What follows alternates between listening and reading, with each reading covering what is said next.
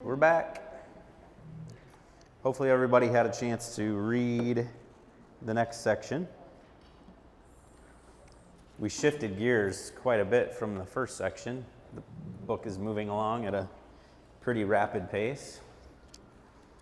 I want to start out by asking a volunteer to describe what accountability means to them. I'll bring you the mic.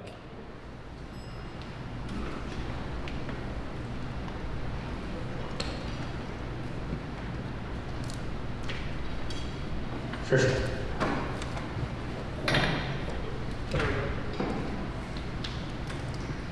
So I'm going to start by saying that accountability hasn't always been a comfortable thing for me. I think that that's probably the case for most of us. We see it as punishment. Talks about that in here. But accountability, if I were to define it now, I would define it as parameters that are set by expectations up front. And then someone who leads you by following up and helping you to achieve your goals.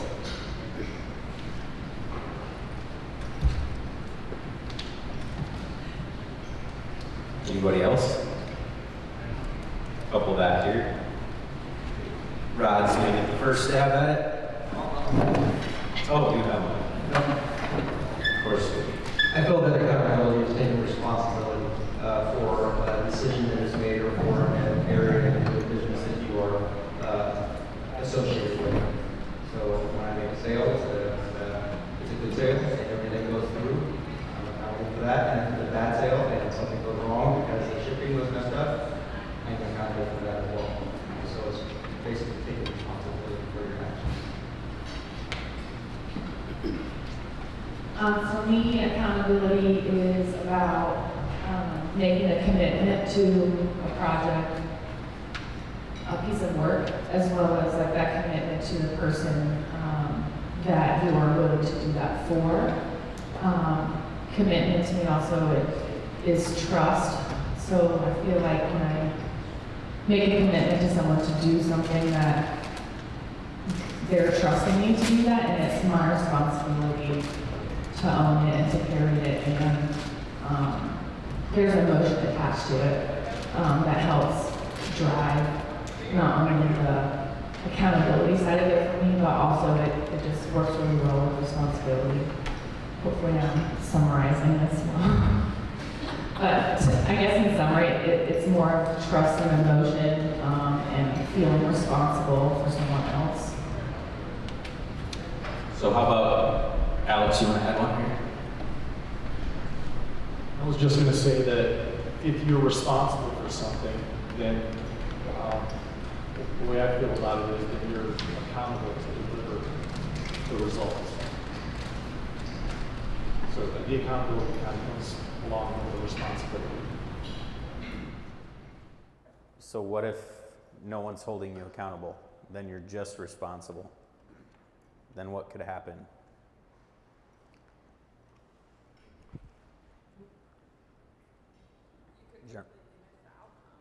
You could miss the outcome, is what Brittany said. Jeremy? Yeah, I think along those lines, you could unintentionally achieve or be going towards the wrong outcomes or be off track with the commitment. Well-intentioned, but off track. So, let's see. Do we all agree that responsibility and accountability is the preferred combination? Yep. Okay. So tell me something about let's talk about the correlation of responsibility and accountability. What did you hear in the book? Carrie.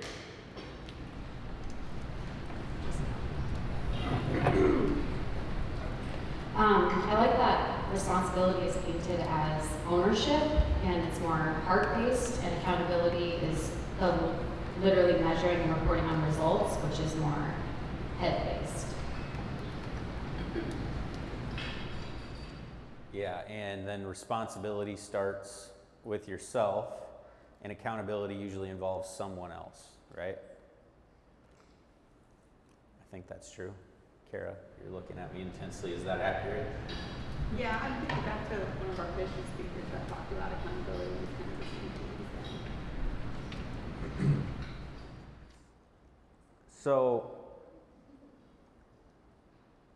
did anyone have any light bulb moments throughout reading this section of the book? Any light bulb moments, whether on that topic or another, that would be worth discussing today?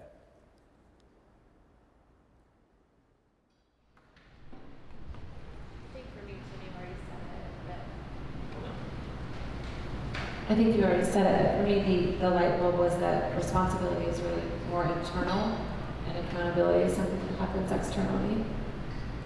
I guess I've never thought of it that way before. Brittany, what are you going to ask? So early in chapter 3, it talked about being clear about what you stand for and why. And then it went into talking about every value having a price tag, and when you own it, you're willing to pay the price. And it just kind of made me look at our own values in a more intentional light, I think. Because I hadn't been that. I don't know, the story she told with it just made it seem more, I guess, more intense than I had ever considered them before. Yeah, I think that's interesting. The values, even from my perspective, if I just take the ClickStop code and I test my values against the ClickStop code, and then I attach a situation to it, then my conviction changes based on the situation and based on the trait. And that may not be true so much. It might be not so obvious on certain convictions that I have, but on other convictions that are a little weaker, but they're things that I value. The test is really when you put them up against a situation. So I guess what I'm saying is different situations can cause you to test different values and have different outcomes. So an awareness around that. You know, later in the book, they talk a lot about, or in this section, they talk about self-awareness and other awareness, and being aware of yourself and how you might act differently depending on the situation, even tested against the same value, is kind of interesting to just become really aware of.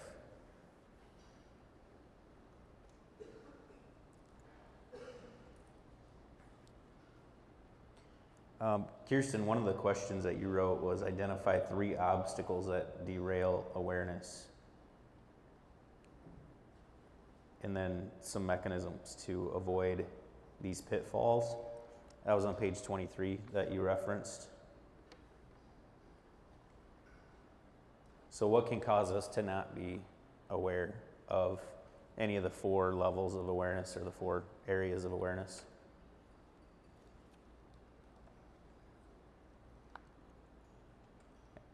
I'll take this one.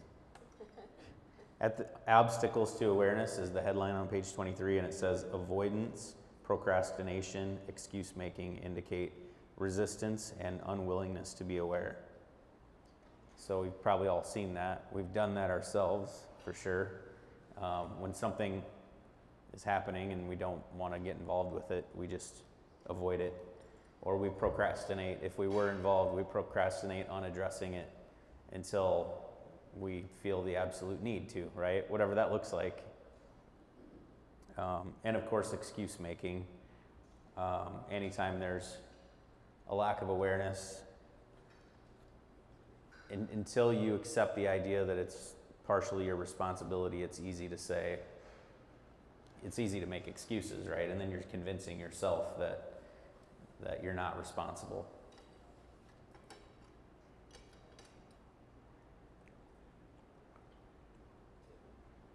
Yeah, Jeremy. Yes, just a question around that. So right before it says awareness is that ability to reflect and recognize that behaviors are rooted in belief systems. So an obstacle to awareness, avoidance, procrastination, making, excuse making. Could that exist in someone who's aware, but their values are just different?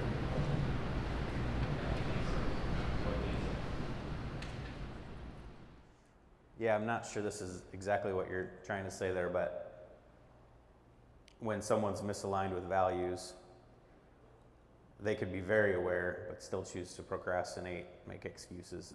Is that kind of what you're saying? Yeah, and I think that's probably the worst kind of misalignment, right, in the workplace, is when we're definitely misaligned on values.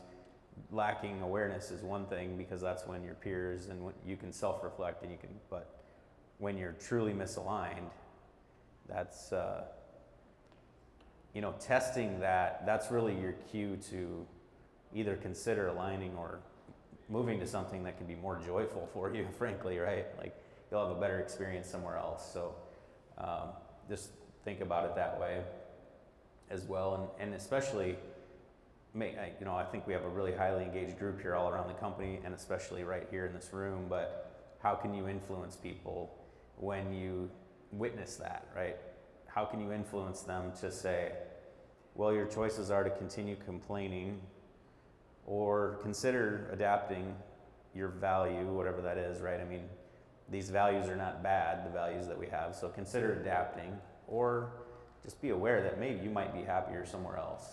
So helping people through that outside of accountability conversations from formal leadership is extremely valuable.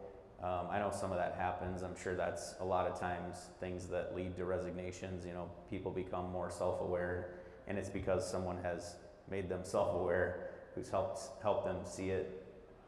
And as much as turnover is not good, it's just in many cases better for the person to move on and go somewhere else where they can at least be on a journey to go after that. Whether they get it or not, they at least get to go for it. So that reminds me of the book where she said there's just two ways to be in alignment with your values. You either change your behavior to match the values, or you change your values to match your behavior. I know certainly early on in my career I was more readily willing to change my behavior, whether it was avoidance or something else, just to make sure that I was in that alignment, which is not a good thing.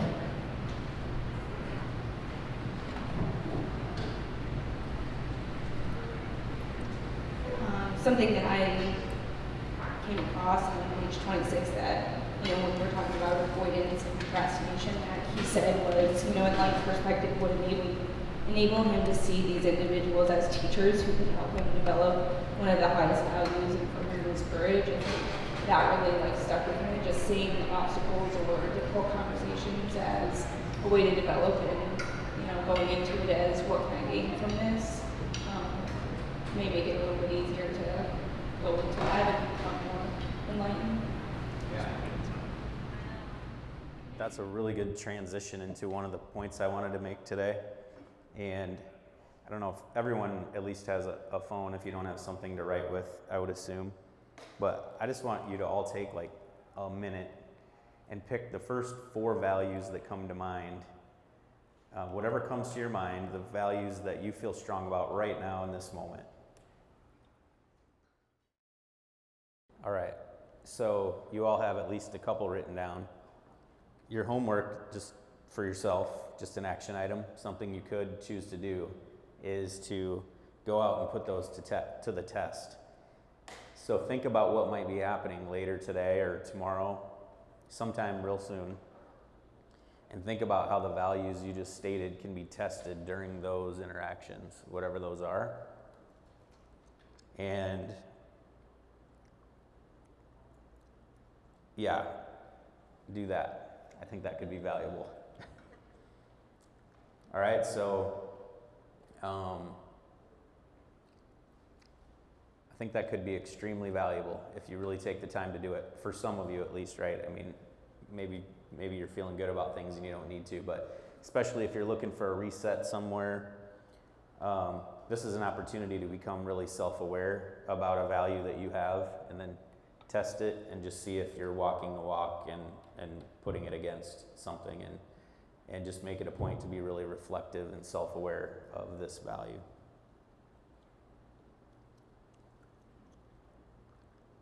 All right, so mine is going to be consistency. That's what I'm going to test against. I have to come up with what I'm going to test it against, but I feel that's something I try to be, and I'm hopeful that I am. So part of this is that I am going to try to make sure that I am and be aware of that today, at a minimum the rest of today, and just see how that goes for me.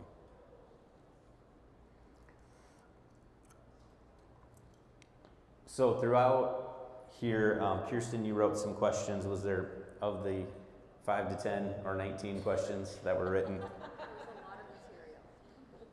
Is there any question that really stands out to you in there that you think we should explore? Yeah, go ahead. I'll take us another direction first, and then you prepare that, and then I'm going to let you take the mic and lead us for a few minutes through that. So I think, I mentioned key takeaways. Can I have a volunteer just to document some key takeaways from today? I think so far, I'd like to just capture the key takeaways that we have. So does anyone have one they'd like to share so far?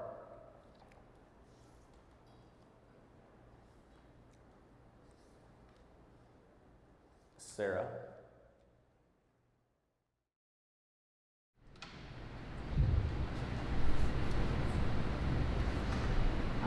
My key takeaway is on page 48. Enlightened accountability is simply a process for checking in with reality, measuring it against a stated goal, recording the appropriate individual, and making course corrections as needed along the way.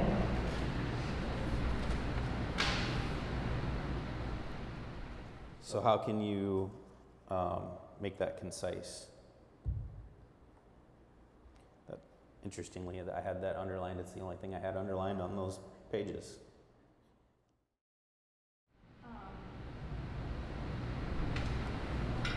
I guess concise would be, as the book states around accountability, is really measuring the results to make sure you're doing what you set out to do well. It's a learning opportunity. Innately, everybody wants to do well in everything that they do. There's some feeling of fulfillment, and I enjoy reading. I'm not sure what page it's on, but where she said accountability can actually be fun.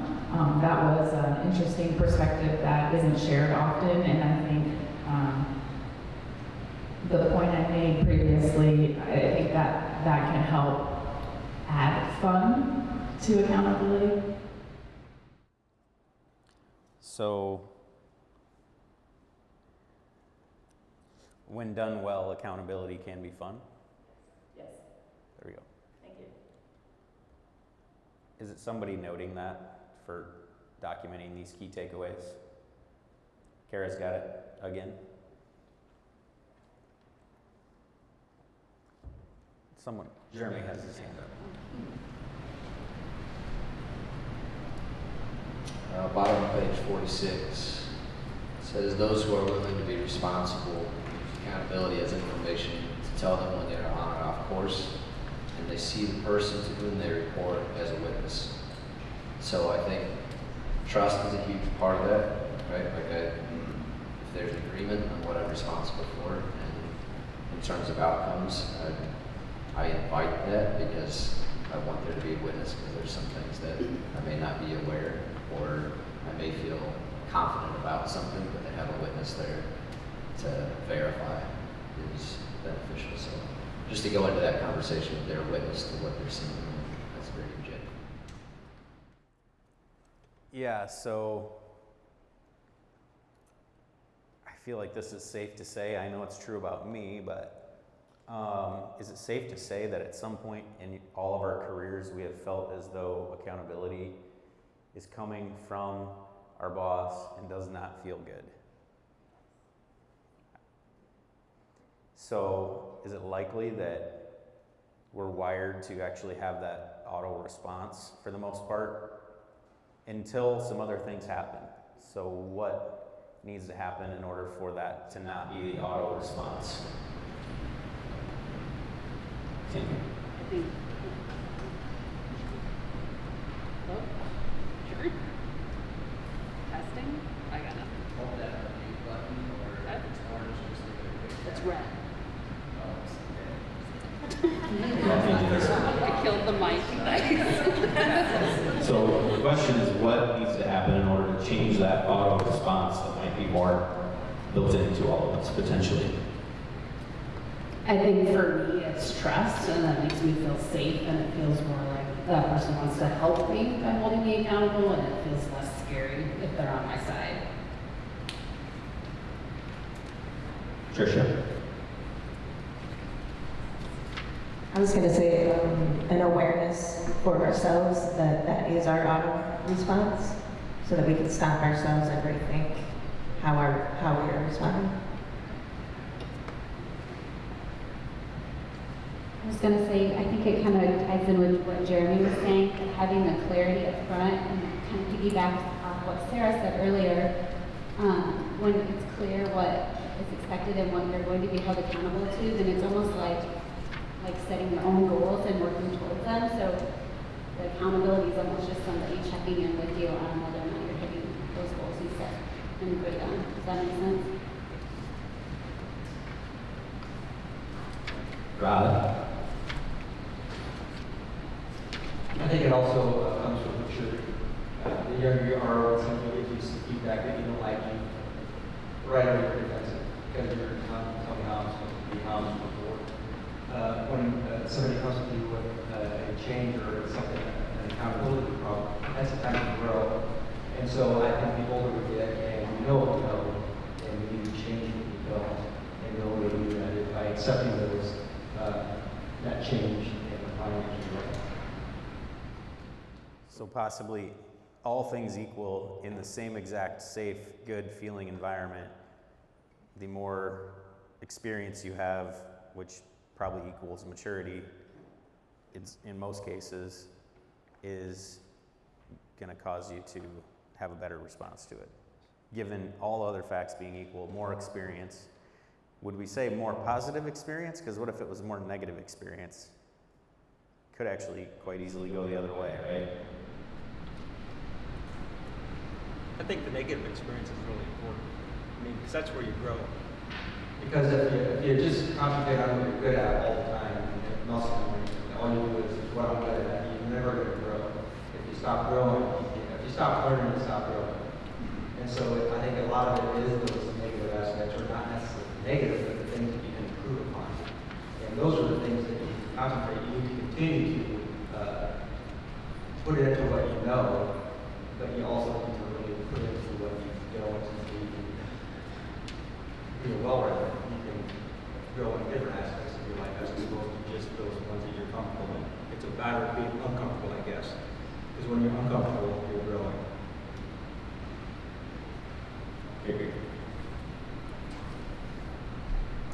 On page 32, it talks about negative feedback when it's being delivered emotional, with a lot of emotion or thoughtlessly or recklessly, that we innately feel that and receive it as a threat, and it sparks the fight or flight response. And so, similar to what Tammy was saying about having the trust of the person who's delivering the accountability conversation and knowing that their intentions are good and having the practice to deliver it thoughtfully is less likely to spark that fight or flight response and therefore open us up to receiving it as a growth mechanism and less as something that's perceived to be a threat.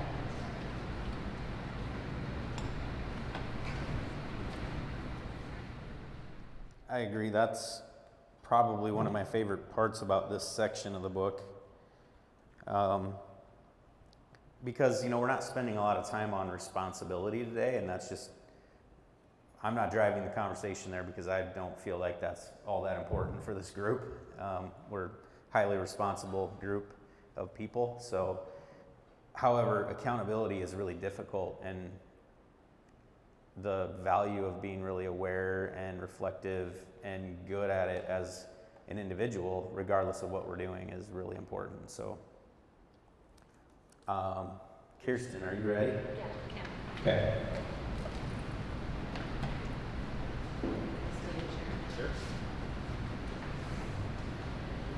One of my biggest takeaways from the book, I'm going to just kind of shift gears a little bit, was what she says in order to be aware of our values. Do you guys remember what she said? Have full awareness of our values. What do we have to do? Or my notes, I don't know what page it's on. Page 26. We actually just did it with Tim, which was pretty cool. You have to declare them. Oh, yeah. So it's about putting a stake in the ground and saying, this is where my convictions lie. So we can move on because we covered that, but I appreciate that you did that exercise. What were the 4 major domains of awareness? And describe each of them. And that was on page 25.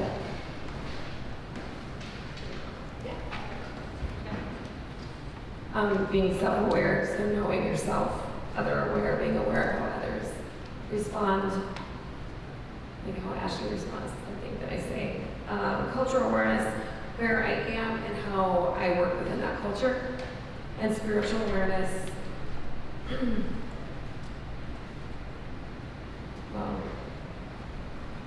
direction, connection. They use direct connection with the divine. I have a different idea of spiritual awareness, but it's the same idea. What's yours?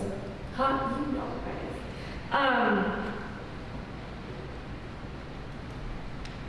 This works. My spiritual awareness is just being aware of how I respond. My self-awareness is being aware of how I respond to my spiritual awareness and my creator or my beliefs. So, does that make sense? And so she talks about kind of how each of those 4 domains is weighted. Do you guys remember what she said about the weight and an enlightened leader? What do all of those look like? She references one that's most important, but she talks about the distribution of each.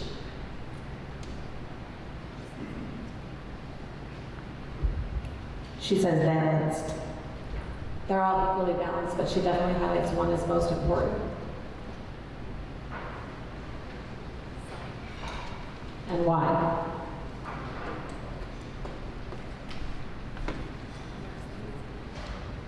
She mentions that it's a prerequisite for.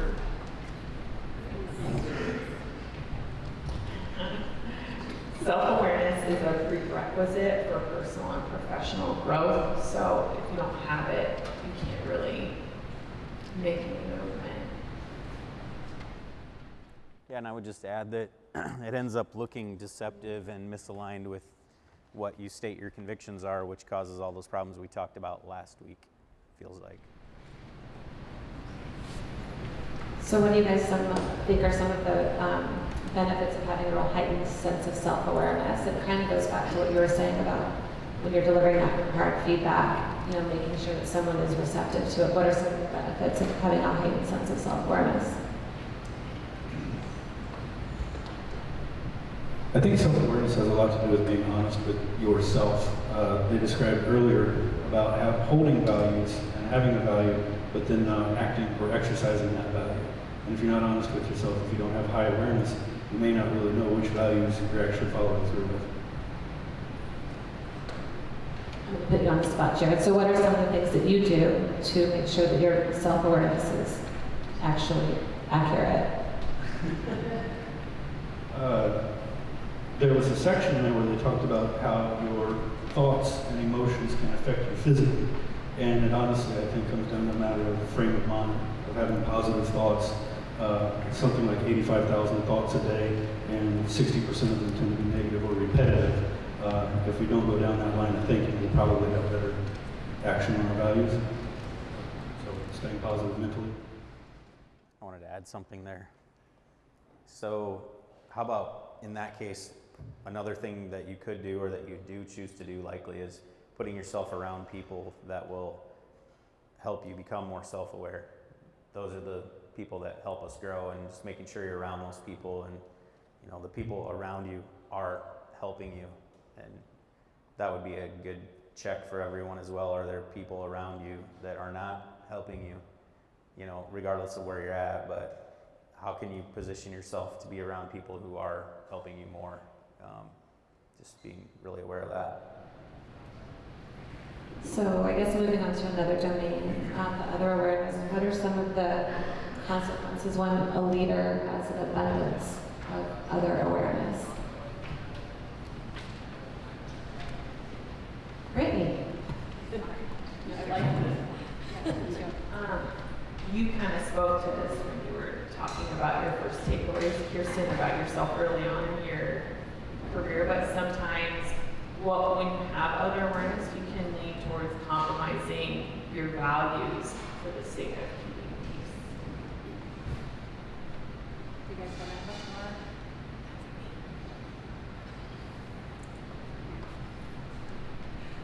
The other thing is that you tend to take on other people's issues and you want to solve problems for them rather than put them in situations where they can solve them for themselves.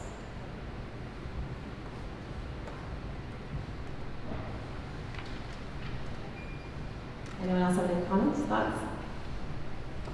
She just looks at me because that really, other awareness is I'm really other aware and I don't have crucial conversations and I don't do some of the things I don't want to do because I don't want to cause conflict and I don't want to stir up a bad feeling in you. So I just avoid it. And that's just, we've had a lot of those conversations. I am trying to keep peace. So I just avoid it until I can't avoid it anymore. So I'm working on it. That's why I have the book, Crucial Conversations, so I can have those. What else are you doing besides the book? Yes, asking Tricia for advice. A lot of it. So.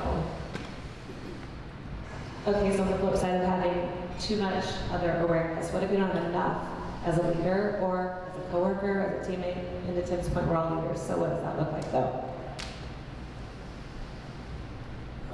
The first statement under other awareness is allows you to tap into and empathize with what others are going through without taking on their feelings. So to have that lack of other awareness, you fail to see the layers of complexity or even like what a person is presenting or bringing in to their work on that day may be impacted by a variety of factors. And so sometimes it just requires being able to sit down and navigate that. And without the other awareness, you just may either assume why they're behaving the way they are, or just be totally out of touch with what's happening around you in general.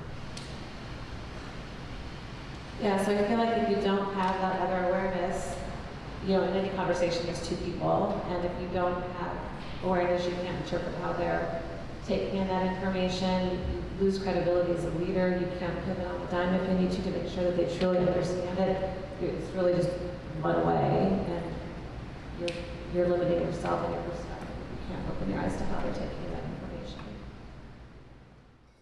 I want to make sure we hit this topic, clarity and accountability. On page 47, I start a part here, and it says the one component always present in drama is a lack of clarity.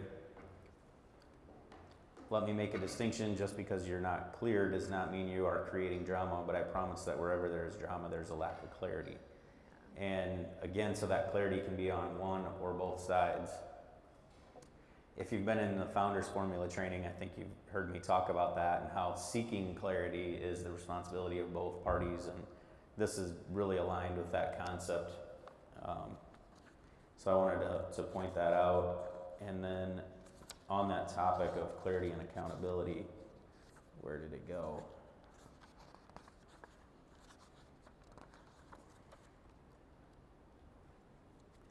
Yeah, on page 34 and 35, at the top of 34, it says any area where there is drama is always an area where there is either a lack of clarity or a lack of awareness. That's pretty powerful.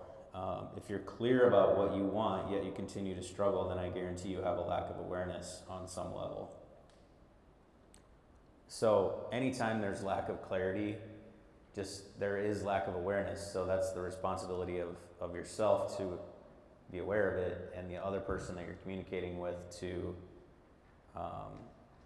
help clear things up for you, right? That can be overlooked a lot. And, you know, interestingly, it's overlooked a lot in silence. Like, I think we're all guilty of it at times, but there's something going on around us, and we don't understand, and we just choose to not understand, thinking that the pieces will come together later. And I mean, there's a definite price to pay for that. That kind of goes along with no question is a dumb question when you're in a group of people, because someone else probably has the question, so please ask it, those kind of things. So, you know, if all of us could just amp up our desire to become really aware and seek a lot of clarity for ourselves and the people that we're interacting with, that could be pretty powerful. Again, you know, taking that as an exercise, you could take that to any situation where you're feeling misconnected or misunderstood with someone, and either help them find clarity or seek it yourself if you're the one who doesn't have it. And it's possible that both might not have it. That would be a great exercise if you have someone in mind that you're already struggling on that front with. I also think too, just to add, I'm not clear on what page it's on, but I remember reading that a feeling of self-dissonance really is like a trigger for lack of awareness, and I know we've all felt that before, and I think naturally when we feel that, we're like, okay, well, we'll just let it go and ignore that feeling.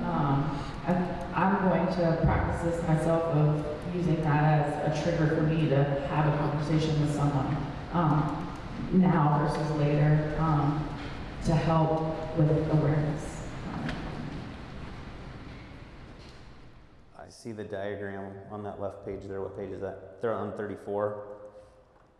You know, early on, we talked about how the author says, and what my goal is to help all of us just be enlightened leaders more frequently. And that diagram shows that little cross section where enlightened leaders have high clarity and high awareness. So I think this is a really key takeaway as well, Kara, that enlightened leaders have a high level of awareness and a high level of clarity. And I think that's a thing to work on for all of us. That's one of my few. So I only have one more to cover, but I do want to talk about the difference between a growth mindset and a fixed mindset. Does anyone want to touch on that? It starts on page 49.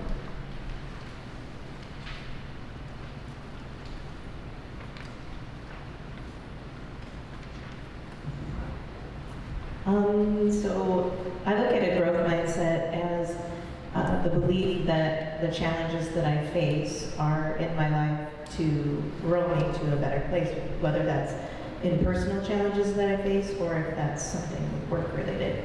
When we face something, there are things to learn from what we're facing that will grow us.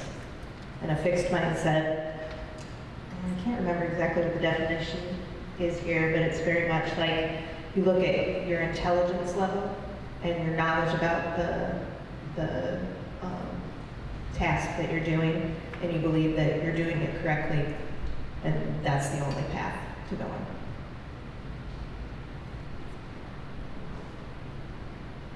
Anyone else? Any thoughts on that, Tim?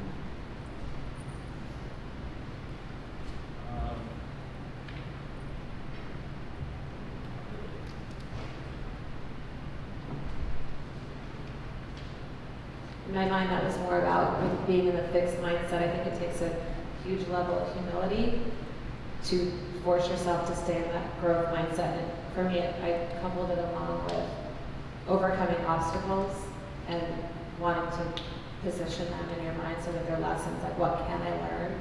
And just always being open-minded to what is in it to what is in the situation for me to take and grow from, and not necessarily just, like, it's not about being right, it's about learning and growing and evolving always, so it's just kind of a good takeaway for me. I did want to pose a question. I kind of went here in the first group with one of my pre-questions and we didn't really get to it.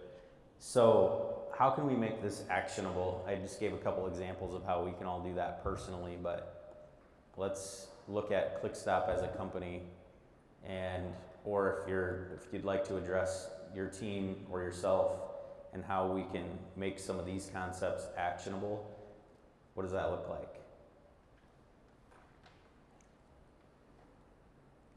I'll get us started with one, and that is, well, like, for example, doing things like what we're doing here today, taking the time to explore the concepts. Really anything learning and development related would be an action item. Those are a lot of times classroom style settings, so let's think of something more tangible. How can we improve at clarity, awareness, and accountability? Again, I'm kind of leaving responsibility off just because I feel like we have a lot going for us there, but if you feel otherwise, let's come up with one or two actionable things to get everyone else thinking so that everyone can leave and think about what that could be. One thing, it's really simple, but in our last workshop, John and I talked about the topic was delivering critical feedback, but the mechanism we taught it through was asking questions. And this chapter just made me think of, in order to open up that growth mindset and in order to help someone have a greater level of self-awareness, the more you can ask questions about like a missed expectation or what's happening, the more someone can connect to that topic. So my actionable thing is just to make sure that I'm coaching someone or working on something with someone that I'm asking a lot of questions to understand what their level of awareness is and where they're at with it so that I can help them connect to it and grow.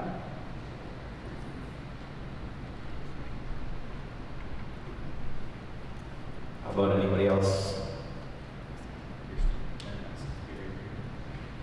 I recently did the core value exercise with someone, and maybe we could have someone that you really trust that will tell it to you like it is, where, you know, going through the code sheet, the behaviors are either killing it or you're missing it, and just have someone have a really direct conversation with you. That's pretty enlightening. There's areas I know that I thought I was strong in and I wasn't, and then areas that maybe I was stronger in, or whatever you want to say. So you're increasing self-awareness, right? On page 43, it says, normally people feel that sense of obligation to your bosses and your supervisors, but great leaders consciously make themselves accountable to the people who report to them.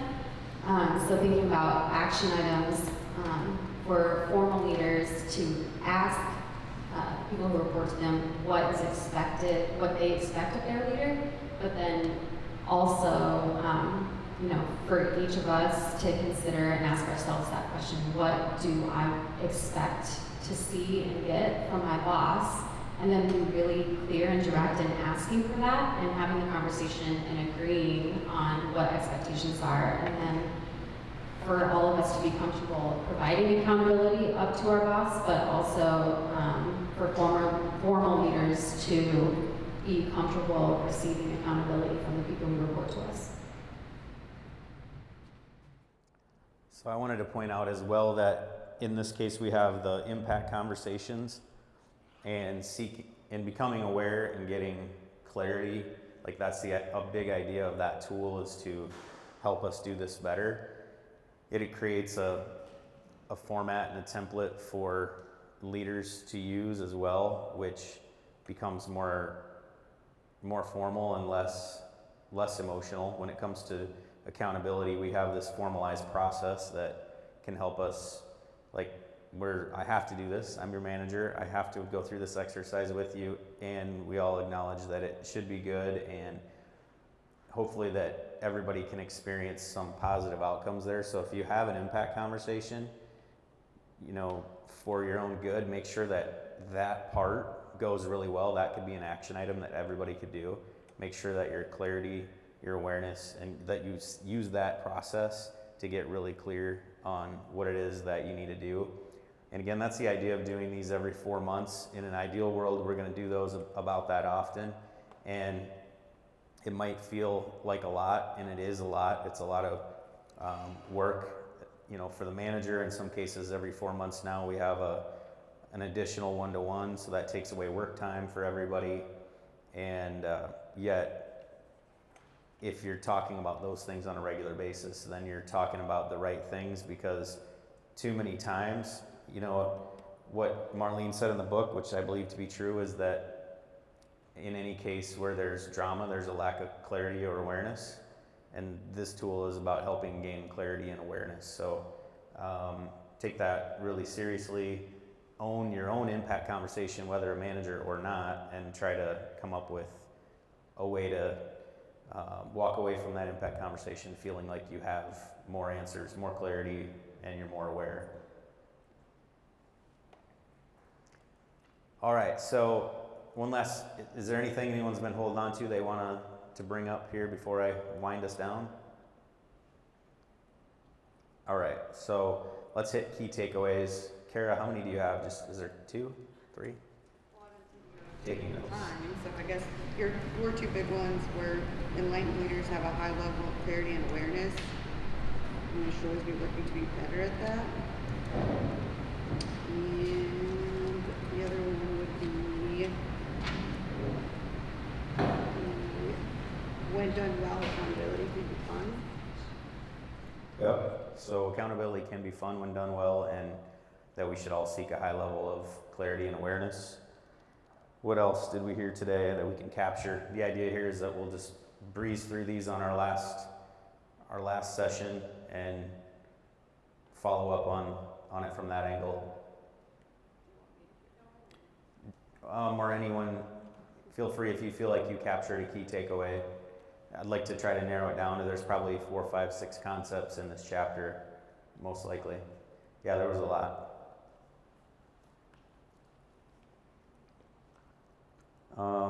One we didn't talk about a lot, but I guess there's a concept that looks like this. Responsible and accountable leaders have responsible and accountable teams. So we know if our leader's not responsible, it's hard for them to be accountable themselves or hold people accountable. And the same goes for team members who are not responsible and they're not held accountable. So it really goes full circle there. In order to have responsible, so I'd call this one, in order to have responsible and accountable teams, we have to have responsible and accountable leaders. You put one component always present in drama is the lack of clarity. Yep.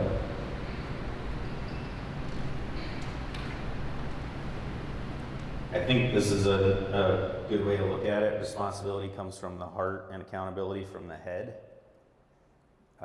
Because responsibility is a thing that we're driven to do from really what feels more emotional than our brain. If our brain is working, it's working out of some, scientific survivalist thing or something, like I'm driven to be responsible because I have to be so I can live, It could be something like that, but accountability coming from the head tells me that accountability can be learned, I think. Seems logical. All right, we're gonna wrap up. So Kara will get the key takeaways in. We need a volunteer to get us some questions to look at next time. 5 to 10 questions. And then the same thing, that volunteer will take a portion of the, whatever you'd call it that I'm doing here. Leading the session, I suppose. Volunteers? Jeremy, thank you. So it's documented in the Edison Post what the next pages are. It's the beginning of, I think, part 2, picking up where you left off there. Encourage you, if you're not, to take notes in the book, underline whatever you want to do, highlight, all that good stuff. And it makes it really easy to go back later and look at these things. All right, so thank you. Look forward to next week.